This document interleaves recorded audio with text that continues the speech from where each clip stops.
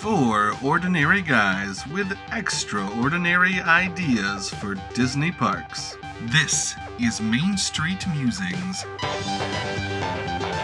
the experimental podcast of tomorrow.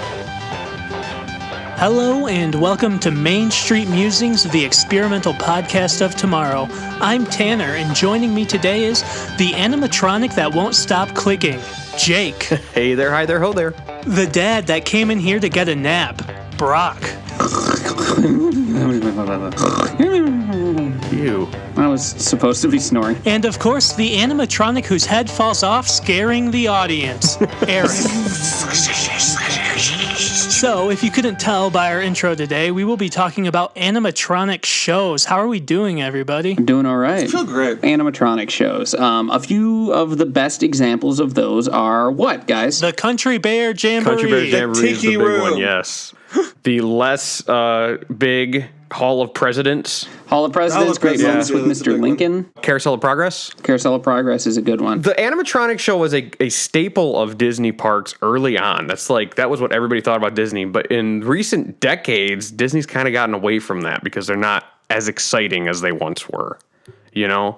I mean, if you think about it... They did try to do something exciting with the animatronic show with Alien Encounter back in the 90s, but that didn't last very long. Well, if you think about it, dark rides are really animatronic shows. That you're moving through them, and it just adds a level of excitement that just sitting in a theater didn't really have the same excitement. That being said, I still love animatronic shows. Also, it's easier to move the guests than it is to move the animatronics. Right. So another one I just remembered, a great animatronic show is the American one at the American Pavilion. What is that called? In Epcot. The American Adventure. The American Adventure. Thank you. So America, that one. Spread your golden wings. Thank you, Brock. The way that show works is all of the animatronic sets, there's like 12 sets or whatever, are under the theater on this huge conveyor belt, and they slowly move so that the set is in place, and then it rises up onto the stage until it's done with its show, and then it goes back down, and then the next set moves. So this massive thing under the theater, and that's why it takes so long in between shows, because that thing has to reset. It takes it like some ridiculous amount of time to reset, like 20 minutes between shows. So that was a way that they got around the moving the animatronics, but it's not necessarily the best way. So I've always been kind of fascinated by that. I think we should pitch some, don't you guys? Nah. Pitch some animatronic shows? I think we could. What a grand idea. Yes. Shame we had no time to prepare. It's the part where we make a pitch. So, first up for pitching today is going to be Mr. Tanner. All right. So my idea for a new animatronic show would go in the Magic Kingdom as an extension of the Disney Fairy Tale Hall, and it would be themed around the princesses all coming together in a celebration and party of friendship where they would be singing their favorite hit songs and talking. You'd get some fun bits of some of their friends coming in and out. So like Flounder comes in and interrupts Ariel, and that's the basic part of my show. I didn't go super in depth so far because I figured we'd want to have something to talk about. So what Tanner is pitching is an endless parade of women trying to speak and being interrupted by men. To be fair, Brock, that's not really what I pitched. And if I remember correctly, I believe it was you mansplaining on our Valentine's Day episode. It was. And interrupting. He was interrupting to mansplain. Well, you just Which makes sense as the most animal sidekicky of us all. I guess Brock would be perfect for my show.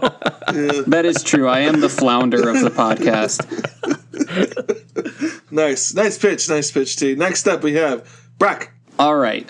So my pitch is going to be in the same vein as my favorite animatronic show, Country Bear Jamboree. But what I'd like to do is instead take a pre-existing Disney property that could do really well in a fun themed music concert type setting. And so I've taken the Aristocats, and I think this would be a show that would go into New Orleans Square in Disneyland, and the Aristocats would be putting on a fun jazz show. They would do fun jazz versions of different Disney songs. They would also invite some friends from other Disney films. I'm thinking Louis from Princess and the Frog and King Louie from Jungle Book to do their signature songs. It would culminate in a wild, raucous performance of Everybody Wants to Be a Cat, and I think that could be a lot of fun. Nice. So essentially, you took Eric's parade idea and just said you're going to pitch that for this episode. No. Yes. Yes. No. What I did was I took Eric's parade idea and then I said, I'm not going to do that. And you guys are just confused. We're just imagining it. Oh, okay. I totally forgot that was Eric's parade idea. Eric's lawyers are walking into Brock's home now. I'm sticking with it. I still think I still think mine is great. You know what, Brock? There's something about your pitch. I just love it.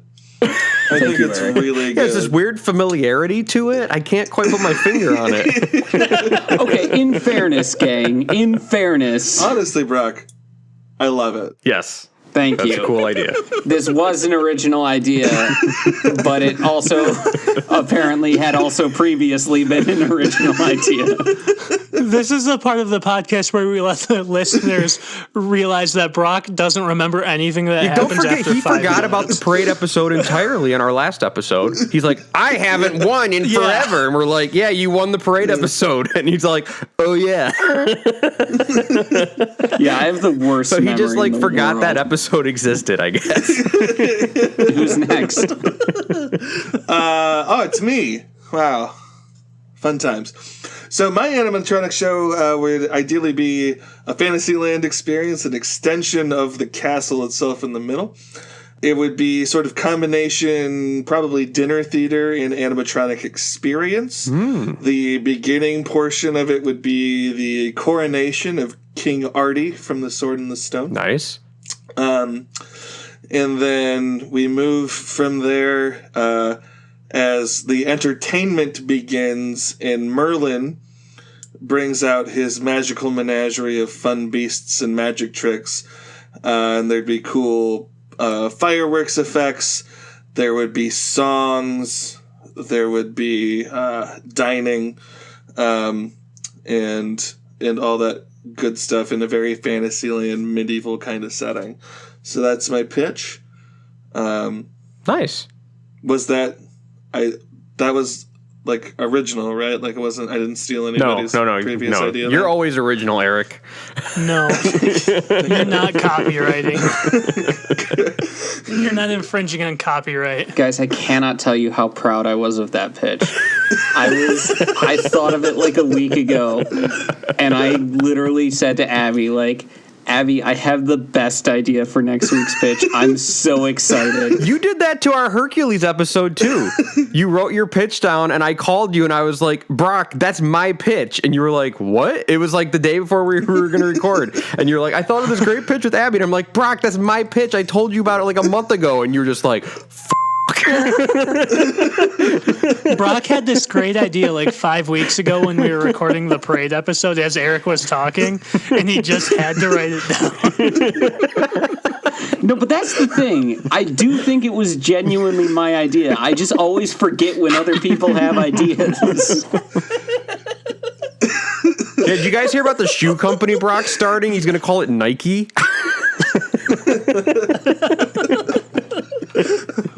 Weird. I thought he invented Facebook earlier this week.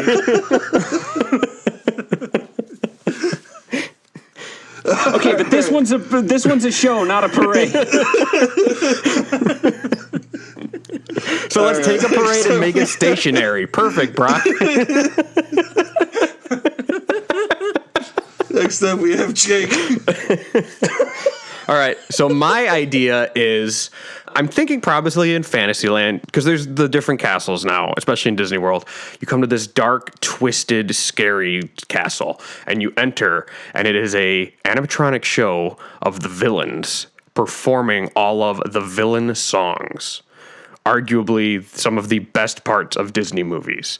So I would like to see each villain get to come out, is highlighted, and performs their song. And the whole theater, using projection mapping and animatronics, will change, so the settings will always match, and you feel like you are there with the villain as they're singing their song.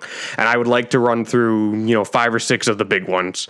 I think that'd be really cool. And I would like to play around with a way to have a story to kind of tie it together. Like maybe there's a narrator that's leading us through this. I had toyed around with the idea of it being Sorcerer Mickey, but that's a little close to Phantasmic. If we vote for mine, that's something we could discuss as a group. But so mine is the villains performing the villain songs from the movies. Phenomenal. Great.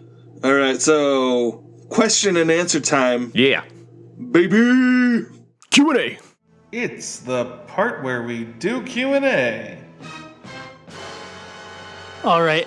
I know we've given Brock a hard time, but I do have a legitimate question for him. Yeah. How do the Aristocats know King Louis and stuff from the other movies? I was thinking they just introduced them as and some of our friends that we like to jam with. What's the story? What's that? Yeah, but what's the story?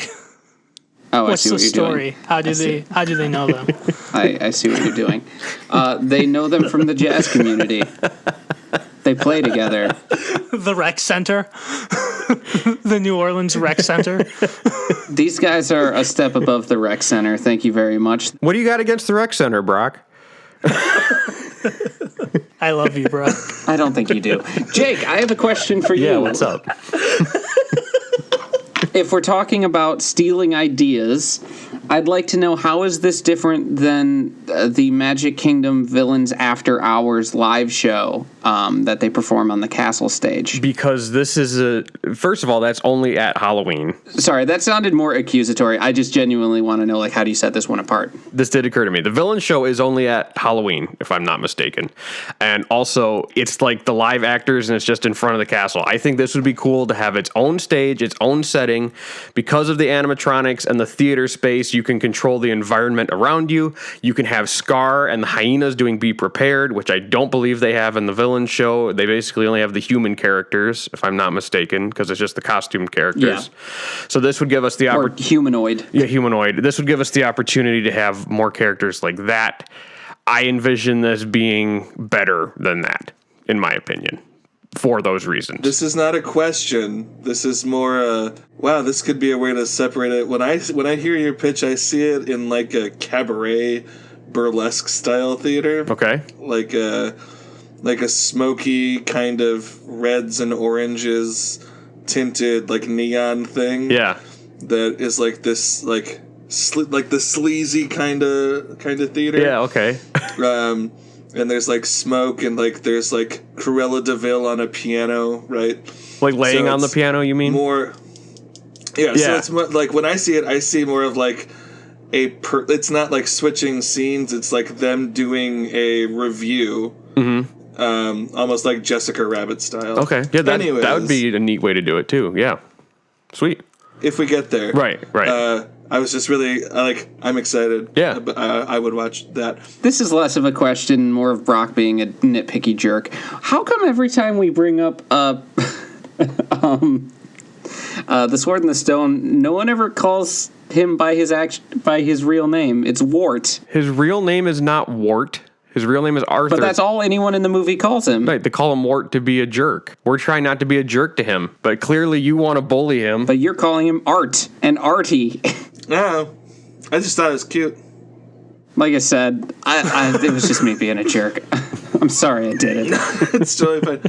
The question for Tanner, I feel some spiritual similarities in the sort of rotating format that both you and Jake are talking about, with like highlighting one after the other. Is there, you mentioned what's the story in Brock's. I'm interested to hear what's the narrative through line of yours. My narrative through line was this idea of, I'm fascinated by whenever you have the idea of all of these magical characters living in the same world. So this would be all of the princesses coming from their own kingdoms to the Magic Kingdom and celebrating their friendship together with the audience there. So that's what our general storyline of why the princesses are there and why they're singing songs together and celebrating. It is very similar to Jake's in that it is the anti of it, in that they're all like positive and not scary. But I think Jake and I are on the same track. It kind of makes me think of that scene in Wreck-It Ralph 2 where all the Disney princesses are hanging out and having a slumber party. Yeah, that was the main inspiration for this, actually, was just that little scene. Because I was like, it'd be pretty fun if they were all together in a show. Reminds me of Kingdom Hearts 1, the video game for the PlayStation 2, where they steal all the hearts from the Disney princesses and then they all get back together. Eric, would Madam Mim feature into your show at all? I'm just curious. I'm torn. I don't think so. Okay. I think this is post her defeat. There isn't really like an antagonist that I've defined yet, nor do I necessarily believe that shows like this need an antagonistic force. Gotcha. Because they're mostly reviews. Okay. They're mostly just like singular events that happen sort of surrounding a narrative agnostic arc. Yeah, no, that makes sense. I was just curious what your thought was on that, because she doesn't. She gets defeated in the movie, but she's still alive. Like, she's just really sick in bed. Absolutely. You know. So I was wondering if you were thinking maybe there'd be a moment where she came back. But I agree. I don't think that it needs a villain. You know, that's fine. Yeah. If there's a cute, fun way to bring her back in a very non-threatening way, that could be something interesting to talk about. Certainly. Yeah. Yeah. No, and I think Merlin would be a fun character to play with.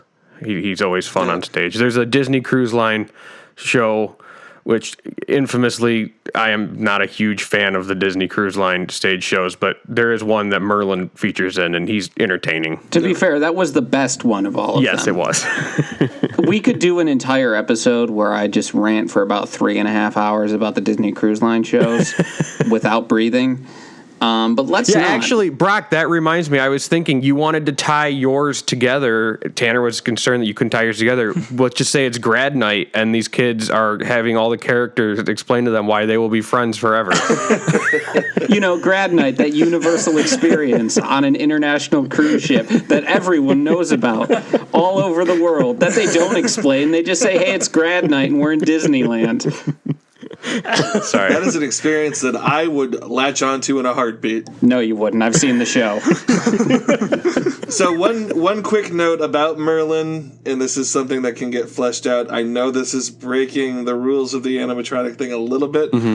Part of me had imagined Merlin as potentially a human actor in the middle of the animatronic show. Get the fuck out of here. It doesn't have to be. I'm just saying.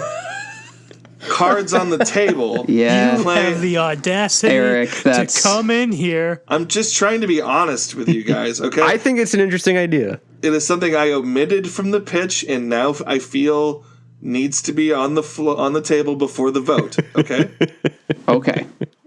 I gotta be honest, Eric. You stabbed me in the heart. And again, you stabbed me in the heart. Doesn't have to be trusted just you. imagined as a possibility. Right. I think I'm done with the podcast now. Eric, we appreciate your honesty in the same way that, like, police appreciate when a serial killer is honest in their confession. It doesn't get you off the hook, but it saves us a lot of time.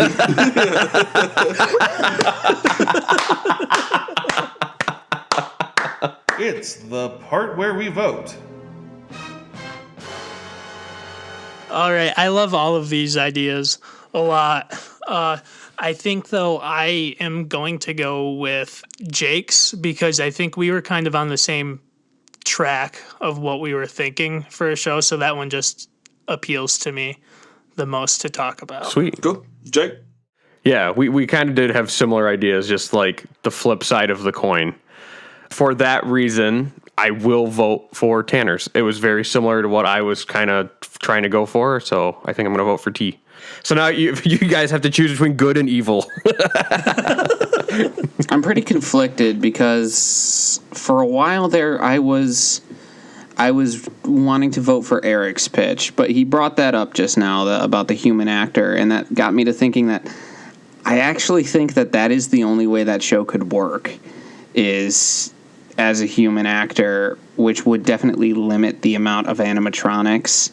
And so just from the perspective of an animatronic show, I'm going to have to lean into one of the other two. That being said, it's tough for me to decide between those two because, yeah, they're basically two sides of the same coin. With my personal sensibilities, I think I'm a little more interested today in the villains, Jakes. Sinner. It's going to be a 3-1. Sorry, T. I love the villains thing. I think it's great. I do too. Awesome. It does not have to be through this burlesque lens or whatever that I'm talking about, but I think it's great. No, that is a cool twist that you kind of threw in there. I'm fascinated by that. So when we're developing, we can kind of talk about that, cool. I think. Congratulations, Jake. Thanks for the votes, guys. Congrats, Jake. Yeah. I really liked all these ideas. I think they all are worthy of being in the parks. But I think it's going to be fun to give the villains some more attention. I think they don't get as much attention as they deserve. I get it that they're bad and Disney is supposed to be positive and good when you go to the parks, but the villains are awesome characters. You know, we got to give them a little bit of love. So, what about this? Our hosts are Pain and Panic in tuxedos. Are they doing the Cabbage Patch? Yes, they're doing the Cabbage Patch, obviously. Okay. Sometimes, stupid, maybe not Jake. 100% of the time, they're not doing the Cabbage Patch all day. Right. Well, that actually, bringing up Pain and Panic is a good point because Hades is arguably one of the best Disney villains, and he does not have a song. True. He's one of the best villains. That movie has arguably the best soundtrack, and there's no villain song. Actually, yeah, so that does make me think that rather than Pain and Panic, it should be Hades who's the MC. But that's what I was leading into. If there was a way we could work Hades in some fashion, that would be... But also, Hades like, in a tuxedo, also great. Hades' personality is essentially lounge MC. Like, yeah, he's like a game show host / Yeah, used He car could be playing salesman. the piano too, right? Like he could be the host while playing the piano, introducing new. Yeah, that would be cool. Especially if it was... Do we want to go for like a grand piano, or do we think it should look like a creepy like underworld piano? Oh, it should be a creepy underworld piano. Creepy, yeah, that's what I'm thinking. So in a think way, that'd is be this neat. like a Hades lounge? Maybe. Open after your pool closes. Coming to a new resort near you.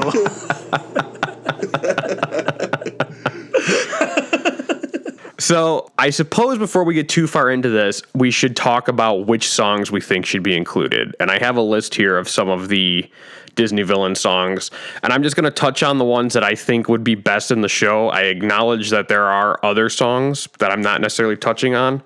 And then there are some songs that some people consider villain songs and some people don't consider to be villain songs. I think we can just skip those. such as? For example, The Elegant Captain Hook. Some people call that a villain song, some people don't. Where it's just like the pirates are singing about Captain Hook. That's not. It's not a memorable song. I feel like a villain song, particularly in this context, has to be one of expressing intent, right? Like we talk about, like Be Prepared. Yes. Or Poor Unfortunate Right. Souls, like things of like, this is who I am and what I'm about. Yeah, I'm the bad guy, and this is why I'm bad. There is a song that I really would like to include that is a lot more in line with that Captain Hook song than what you're describing. Cruella DeVille. Cruella DeVille. Yeah, because she doesn't actually sing. Roger It's sings Roger that song. singing about her. I was thinking it would be kind of fun as like a Busby Berkeley style like chorus. Those old Hollywood musicals, a lot of like people in like top hats and singing about Cruella. But then, you know, Cruella makes a grand entrance and they're singing about Cruella. I'm going to touch on what I consider to be the big ones that I think would work. And there are, like I said, there's others that I'm leaving off of this list. But so the big ones, Gaston. That one's not as dark, but that one is considered to be one of the top villain songs. So that one I'm not sure about. But we also have Poor Unfortunate Souls, Be Prepared, Cruella DeVille, Friends on the Other Side, Shiny from Moana. Another one that's been popping up a lot now is Mother Knows Best from Tangled. I don't know if we want to get into that one or not. And then, of course, my personal favorite and the darkest by far is Hellfire from Hunchback. So those are the ones that I was thinking. I think that's a solid list. I'm not 100% sold on Shiny. It fits the bill, right? It's a villain song. I don't know. What do you guys think?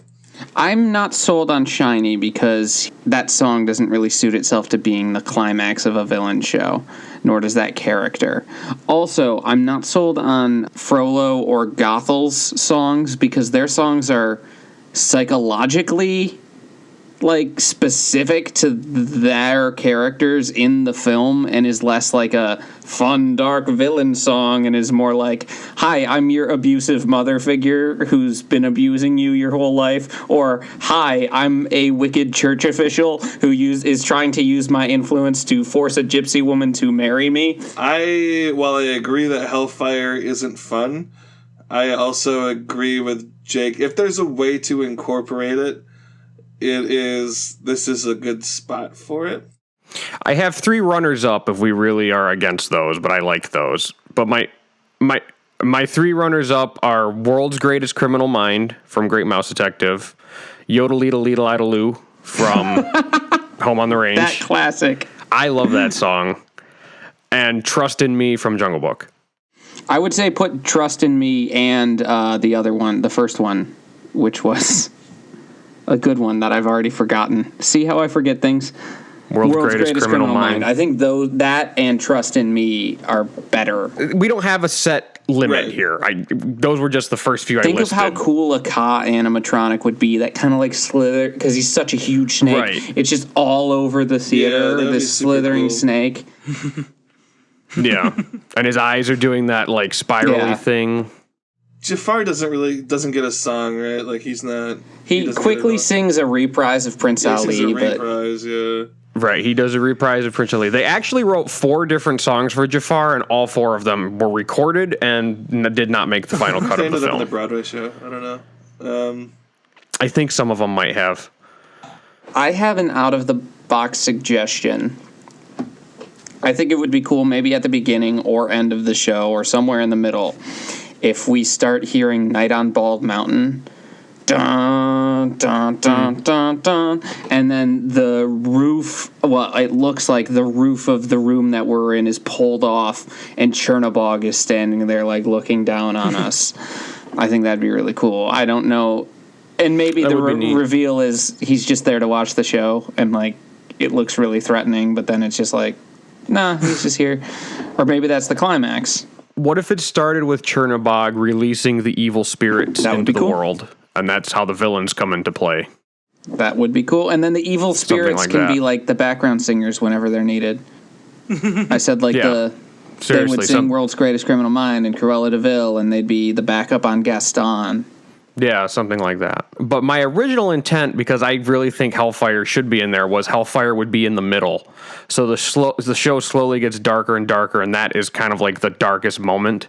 But then we kind of get fun again to bring us out of it. So we're not ending on a super dark moment, and then you go back into the park. Question for you, Jake, whether or not this works aesthetically for you or not. So if we're talking the potential of this being in a theater, kind of performative, we have somebody at a piano, and if that's an aesthetic that we end up landing on, something that we could do to get those things in and decrease maybe a little bit of the darkness about them is do a medley, right? So we have multiple things going on.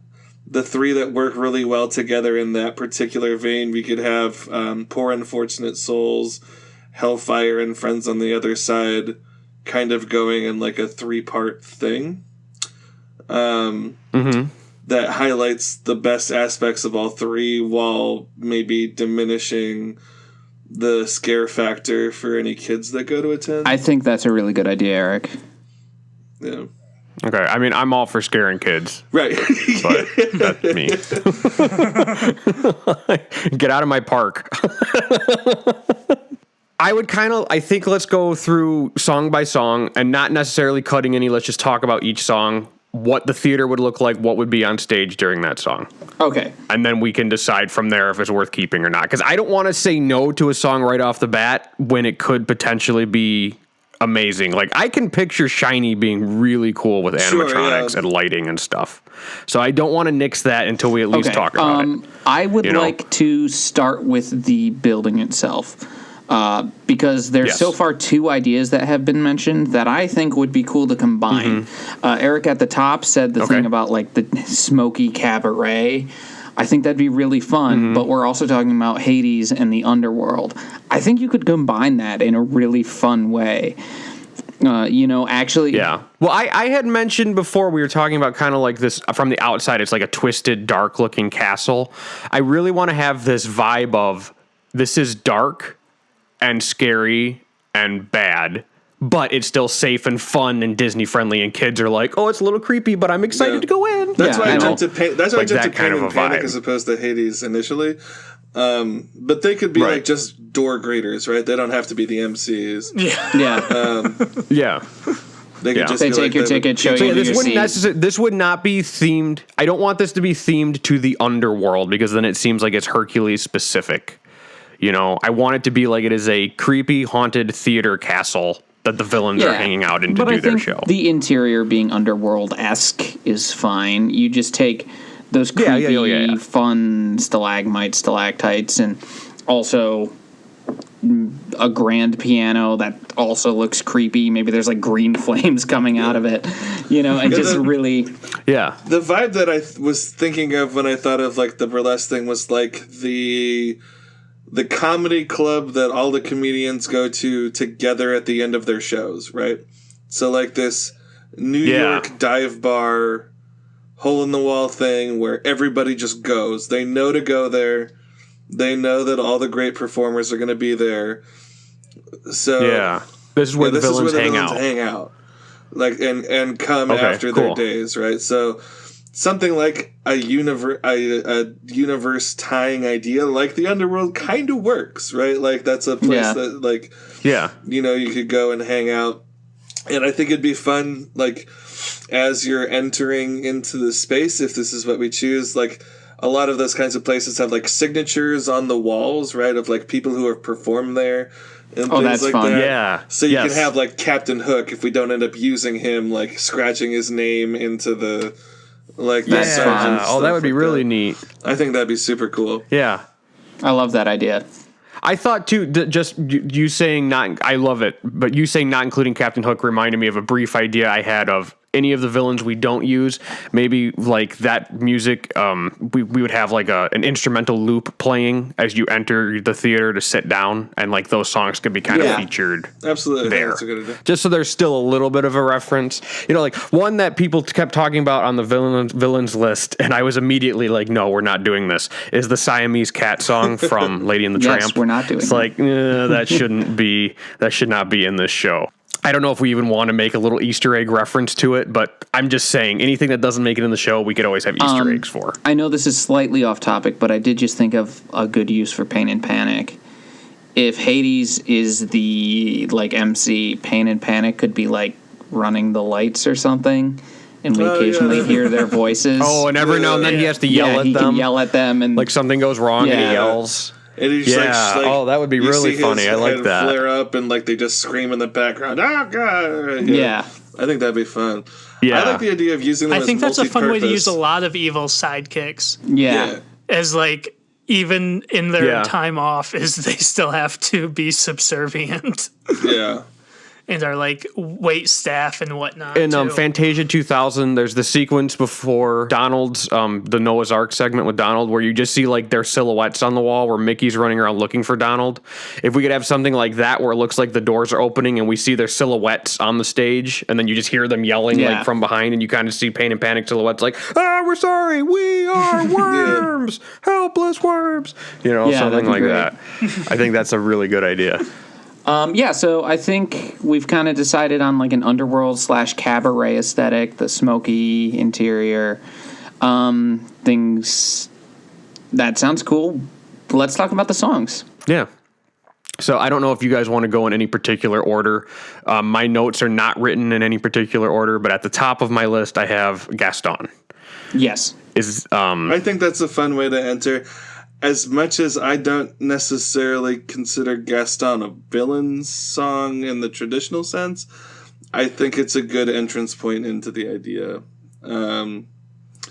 And can really get some cool, like, 3D sound pictures being made as, like, it sounds like the whole place is erupting in song. That could even be a fun call out to have, like, I think it could be fun to have sections where it's the audience is encouraged to sing along. Like spotlights on the audience and stuff like that. And you could have like a LeFou guy holding up cards with the words, right? Yeah. Yeah. So this can lead then into what I was talking about with the theater changing, as I would love for during the Gaston segment if all around the theater antlers came out of the walls or That'd like be mounted cool. deer heads, just like everywhere. And then when the song, when that section ends, they kind of go back into the walls and something else replaces them, just for each. And it can be part of this. You know, now that we talked about the evil spirits with Chernobog, they're like maybe possessing the building to kind of take the shape The of what's evil happening. are stage-hands. These are tech issues that Pain and Panic are running, and sometimes they fuck up.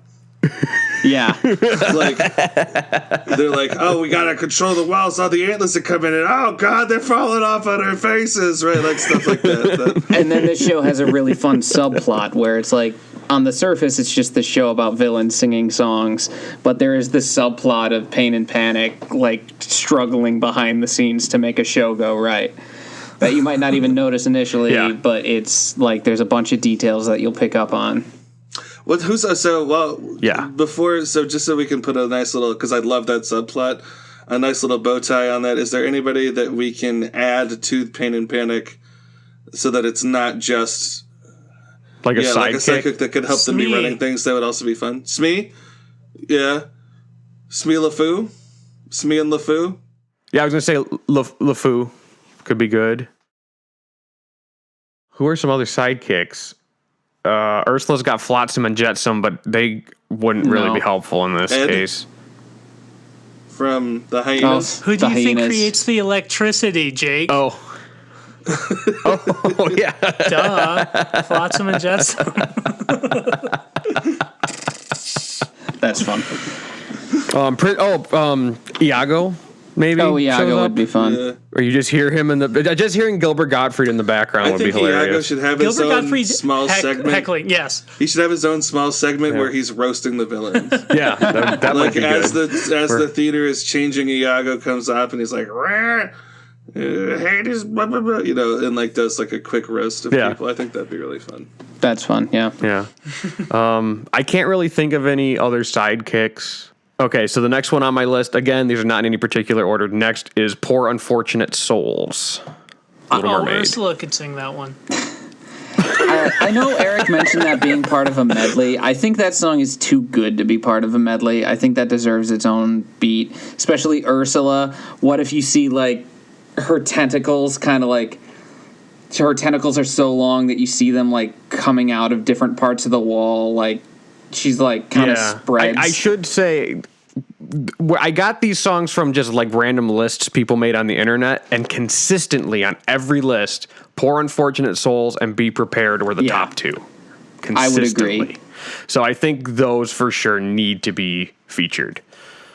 The other thing I thought of with Poor Unfortunate Souls, getting back to the actual show elements, is she has all of those little like plant people, the people she turned into those those are seaweed cool. monsters.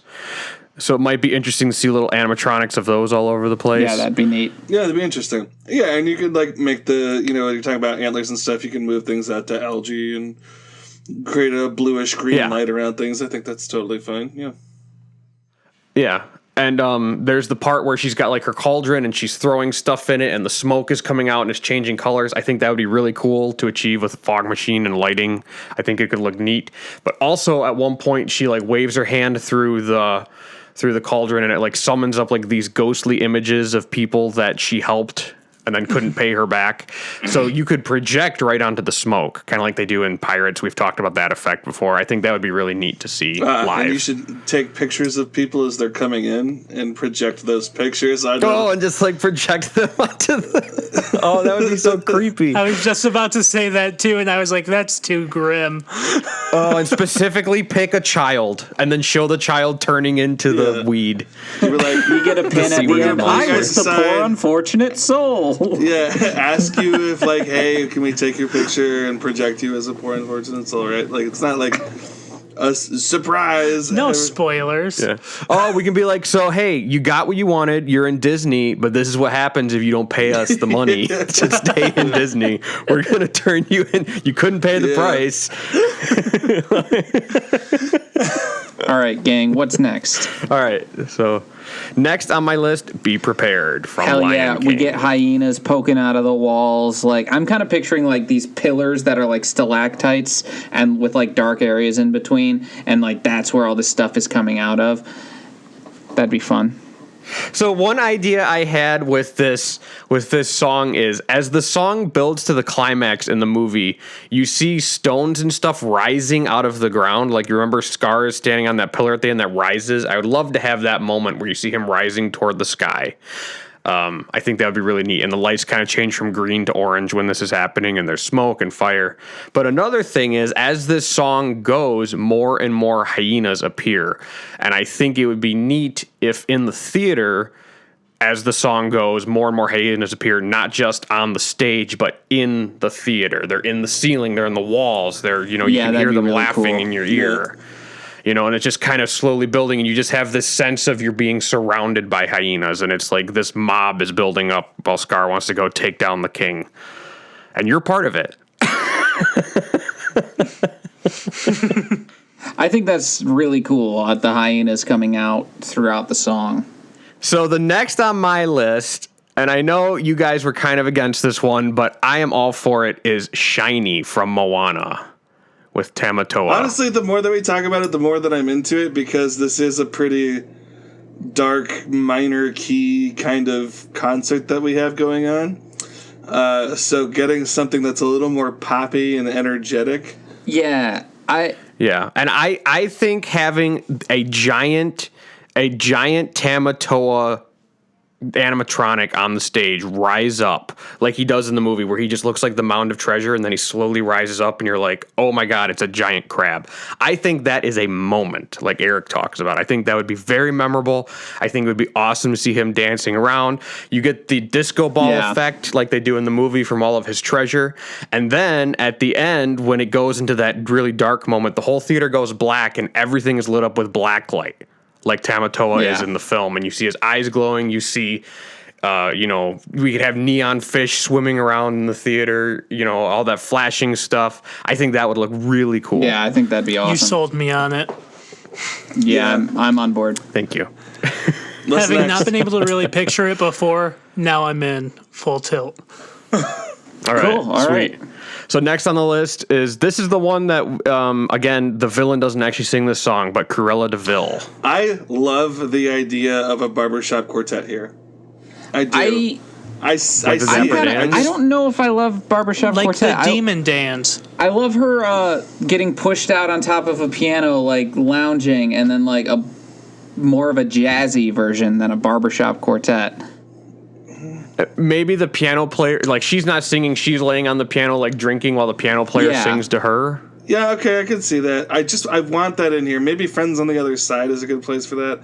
I don't know. I don't know why you need a barbershop quartet in a villain show. I like it. I like the idea. I need an evil version of the Dapper Dans in this show, actually. The more Eric talks about it, think we need like hilarious. the demon dance. That would be great. Or the devil dance. I think they should be introduced. They should do like a couple bars of like a parody of one of the songs that Dapper Dan sings, and then a big hook comes out and takes them off the stage. Oh, to show that you don't respect our ideas? No, I think it's just a fun little bit. I don't know. I've got to agree with Brock. I'm not feeling the barbershop quartet doing one of the main songs. I just don't want. Yeah, I think it's fun. I kind of want to see the villains doing their songs. a I fun like it. joke Like, moment, or what if but- they were like warming up the crowd or something when people are entering the theater or something like that? I think And just that a lot would of be these cool. songs don't really lend themselves to the barbershop quartet style. Like the music of them is so I important. sincerely disagree with that statement, but that is. I cannot believe that I am arguing against barbershop quartets. It's just something that I saw, wanted to put it out there. We can move past it. I like the what if we do a parody of one of the Dapper Dan songs at the beginning, and then Hades lights them on fire and collects their souls? I think that's a compromise we can all come around instead of a giant hook. Is their heads burst into flames and their souls enter the river Styx. Let's just agree to disagree. Moving on. I do like I'm just pitching what you wanted, Brock. I don't think you are, Tanner. Then why don't... And then we have animatronics of their families crying like you pitched Tanner, earlier. if that's what I wanted, why don't I want it now? Jeez. All right, so I do like this idea of the jazzy kind of sexy version of Cruella de Vil. Is somebody else singing Yeah. it, or are we? So who's singing it? In I this think that would be context? fun for like a chorus of the demons. So you hated the barbershop quartet of demons, but you like the chorus version of it. Yeah. Yes, because they're different musical styles. Okay. It wasn't the amount of people singing. It was the type of song they were singing. Okay. I feel like we keep coming back to Chernobog. I think that's a really cool idea where he tears off the roof and that's a moment. And then, And then he sings Cruella de Vil. no, I think that's at the beginning it's of the sexy show, like still. Jake said. I think that's really cool, and he unleashes the demons. No, he also comes back for this. Damn it, Brock, you don't pay attention to what you pitched earlier. In interest of time, let's put Cruella on hold for now Yes. and keep moving. I I think mean, we- it's a jazz I think we've got version with people Cruella- singing it. It's great. I think it's great. I think we're good on Cruella. Move on. Move to the next one. Okay. So the next one on my list would be Mother Knows I don't Best think we need it. from Tangled. It's a good song in the context of the film, but I don't think it works outside of the movie. I will say, this is not a cop-out, but I will say, in my original list I came up with on my own, that was not on it. I added it after reading lists that other people had made on the internet. Serious question. How many songs, Yes. considering Cruella de Vil is being sung by not Cruella de Vil, do we have being sung by women? So far, Poor Unfortunate Souls. Yeah, Out of Poor Unfortunate 5? Souls, Just one of- and Have we done 5? yeah, that Yeah. Gaston, Poor Unfortunate Souls, Be Prepared, Shiny, Cruella de Vil. Now we're talking about Mother Knows Best, which we're probably going to skip. And So that would be hot 6, take, but I we think skip. Mother Knows Best fits better than the one from Hunchback. I agree. I don't know. I think the concept of Hellfire, like the words are fine, which is why you can include snippets of it in a medley. And I think you could include Mother Knows Best in a medley with those, but I just don't think either of those are songs that work as well divorced from the context of their film. So I think we could take moments of that and include it in a medley like Eric said, but I don't think either of those needs to be a main focus. The psychological warfare medley? Sure. Eric just wants to make sure we represent that women are actually evil enough in the show, though, too. To be fair, there's not a lot of villain songs sung by I women. can only think of 2. Madam Mim has a song, but I didn't think it was good enough for this show. It isn't. And that's really That's it. fine. I just, one way of rephrasing what Tanner said about me is to say that I believe that representation matters. Right. Including in a villain's show. We are wasting so much time on just attacking each other over petty I know. bullshit. Brock, we do this every time. You only care now because you have somewhere to be. Yes. That's my point. I have somewhere to be. Next on the list is Friends. We are not skipping this No. one. This one is going to be included. It is Friends on the Other Side Oh, yeah, from we Princess never and the would. Frog. Imagine the cool neon masks coming out of the wall and like doing weird fun lighting effects on those. Yeah. Yes, I would love the idea of the room, like I talked about the antlers earlier, if the whole room was full of masks and they were all singing the "Are you ready? So, Are you ready?" Pitch real quick here. You We talked about like the people that control the electricity, right? What if we came out of Poor Unfortunate Souls and the eels, like the electricity kind of fizzles out of them? The room goes dark for a second, and then the faces of the masks light up neon green. That sounds like a moment to me that I think is really interesting. Yeah, that sounds great. I like it.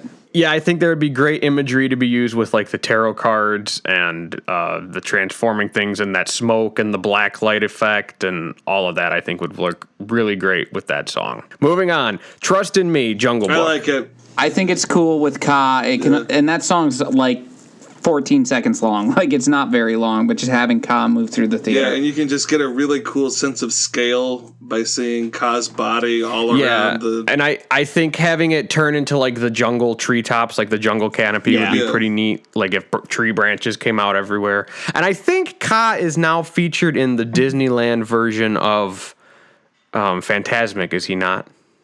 I think he is, but he's not an animatronic. He's like, I think he's kind of like one of those Chinese dragons where it's like a bunch of guys like with a thing over them marching around. Oh yeah, it does look like, yeah. Are you looking it up? Yeah, it is. And that's exactly how they do it. It's cool. And then the last one on my list that I felt was worth mentioning, you guys also have already shot down, but would be one of my favorite villain songs, Hellfire from Hunchback of Notre Dame. I think if we include Hellfire in a medley with Mother Knows Best, that's fine. Because it would be cool, like, imagine seeing all those big red cloak things, like, pop up out of the floor, and they're, like, standing, and they're, like, 15 feet tall. It's super cool. So much of the song is him talking about how he's horny. That's so much of the song, and I'm not even joking. Why you got a kink shame? It's a Disney park. I'm not even joking. That is almost entirely what the song is about. This woman makes me horny. That's the song. I like how Brock is continuously the one who shoots down sex, any sex appeal in these rides, anything that has to do with sex.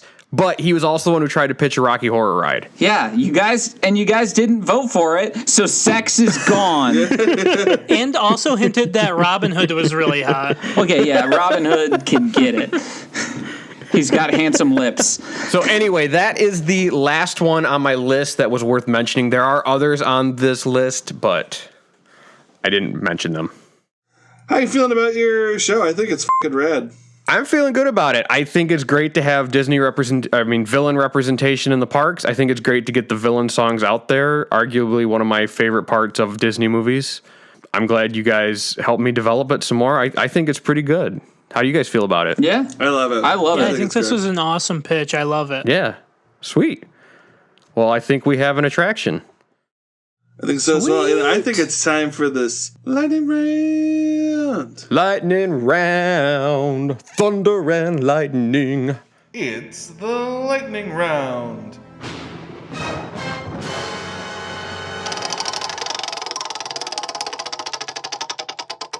All right, so you guys ready for this one? The wheel has spoken, so ready. And we're doing it. I haven't seen this movie in years. We are doing a motion simulator.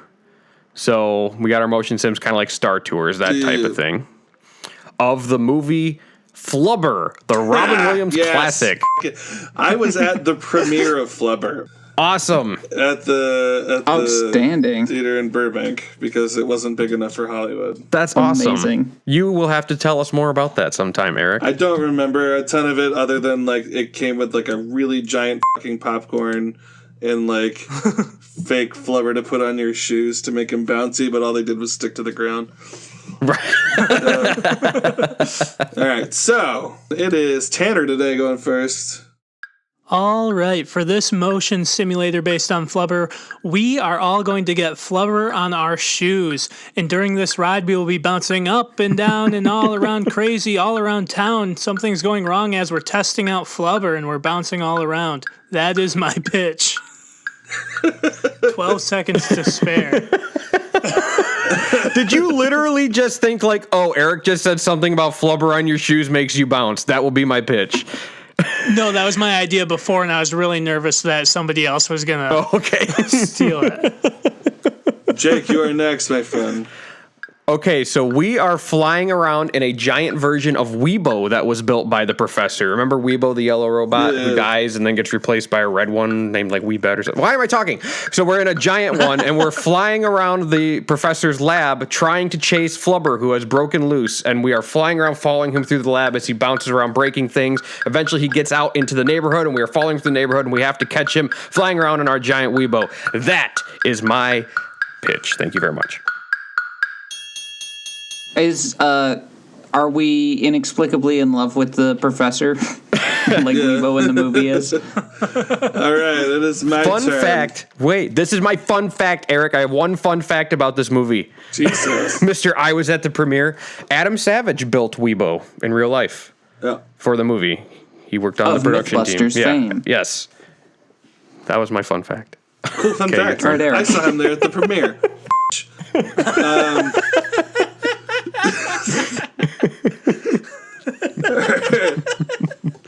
Our most contentious episode in a while. We are joining Flubber and the gang as we start off in the basketball game, the climactic basketball game with all the nerds versus all the jocks. And we are helping the nerds beat the jocks and be cool again. And then, that's it. It's a sports simulator. We're just doing the basketball game. And we're done. Great, cool. Wait, it's just a basketball game? That's we it? could add other sports, but I didn't use the last 6 seconds to flesh that out. So we're literally just watching a basketball game from inside this motion sim? We're in like a person who's playing the basketball game. Oh. So like bouncing around as the person. Come on, Jake. Okay. Yeah. Like in mine, we the person we're bouncing around. Okay. Except this time we have a ball. Gotcha. Yeah, exactly. God, fucking Jake doesn't understand shit. All right, next up. All right, the professor has used the power of Flubber to create a wild Flubber-powered engine, and we are testing his new transportation device powered by Flubber. But of course, there are unexpected consequences. As we start to take our journey, Flubber begins to make us bounce up and down and fly into the sky, falling all over, going all over town, into a river, up and down a mountain, all these crazy locations, because Flubber is just taking us every which way. That's my pitch. Cool. Nice. I like it. None of those were bad. That was not bad, especially considering I haven't seen Flubber in 20 years. Mine wasn't good, Jake. You don't have to spare our good. All right, I was trying to be nice. Brock and I did pretty good. Yeah. Thanks, man. Brock did really well. If he had brought that same energy to not stealing my idea for the show, like we could have been really going somewhere. If he had pitched the Flubber thing as his animatronic show, I might have gotten a vote. I don't know. I didn't get any votes either, okay? So, Brock, when you're done glaring daggers at Eric, do you want to take us out of here? Yeah, thank you. Hey, what's that in the bath with Uncle Orville? Why, Jake, it's our Facebook. What did you say?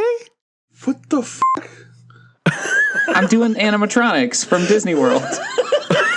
Uncle Orville, he's in the bath. Oh my Carousel of god. Progress. Choose a different animatronic. I was trying to do iconic ones. I got it. Don't worry. I was just taken aback. I'm sorry. Okay, no, we can do that. Yeah, let's take that again? Let's go. Want to take that again? Hey, what's that in the bath with Uncle Orville, Jake? It's 10 years of therapy. Carousel of Progress, people. Facebook.com/Main Street Musings. Tanner, what's that goat on Big Thunder Mountain's chewing on? Why, I think it's our Instagram. Oh, it's chewing on main_street_musings. And Eric, my God, the Hatbox Ghost. What's appearing in his Hatbox? I think it's our Twitter. At MSM_podcast. And I will be using at least 8 years of that therapy for just Just this podcast. this episode. And I'm rock. Make sure to tell your friends, give us a 5-star review, and like us on all our platforms. Thank you very much. Goodbye. Bye, everybody. We shouldn't ask them to review us right after that. Yeah, I specified 5 stars. No other review will count. Bye, guys.